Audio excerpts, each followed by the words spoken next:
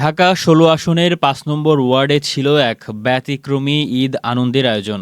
বাংলাদেশ জামায়াতে ইসলামী মনোনীত কাউন্সিলর পদপ্রার্থী নাসির উদ্দিন খান সজল সোমবার শিশু কিশোর ও বয়োজ্যেষ্ঠদের সঙ্গে নিয়ে ওয়ার্ডের বিভিন্ন সড়কে ঈদ আনন্দ মিছিল উদযাপন করেছেন।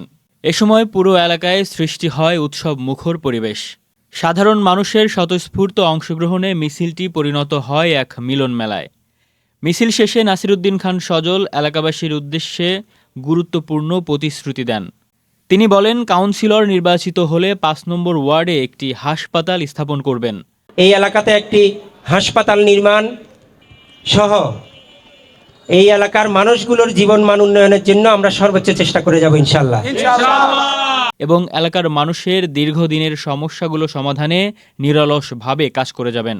তিনি আরও জানান, জনগণের সেবা, উন্নয়ন এবং একটি মানবিক ও আধুনিক ওয়ার্ড গড়াই হবে তার মূল লক্ষ্য।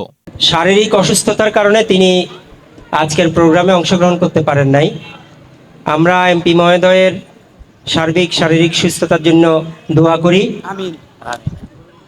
গত প্রায় ৩ সপ্তাহ যাবৎ ওনার একটা অমানসিক পরিশ্রম করেছেন। তিনি বয়সে মুরব্বী, তিনি একজন সৎ মানুষ, দেশপ্রেমিক মানুষ।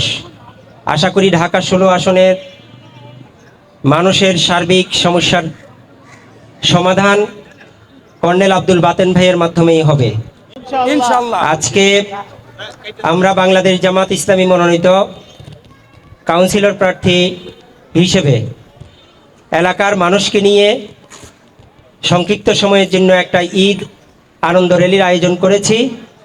এখানে দল, মত, ধর্ম, বর্ণ নির্বিশেষে নারী, পুরুষ, শিশু, কিশোর, বৃদ্ধ, মুরব্বিয়ানে কেরাম সবাই অংশগ্রহণ করেছেন।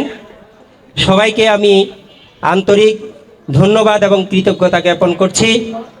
আপনাদের সবাইকে সাথে নিয়েই ভবিষ্যতে ৫ নং ওয়ার্ডের পানির সমস্যা, গ্যাসের সমস্যা, বিদ্যুতের সমস্যা, ক্যাম্পগুলোতে বিভিন্ন রকমের সমস্যা সমাধান করার মাধ্যমে আমাদের এলাকার আর্থসামাজিক উন্নয়ন, এই এলাকাতে একটি হাসপাতাল নির্মাণ সহ এই এলাকার মানুষগুলোর জীবন মান উন্নয়নের জন্য আমরা সর্বোচ্চ চেষ্টা করে যাব ইনশাআল্লাহ।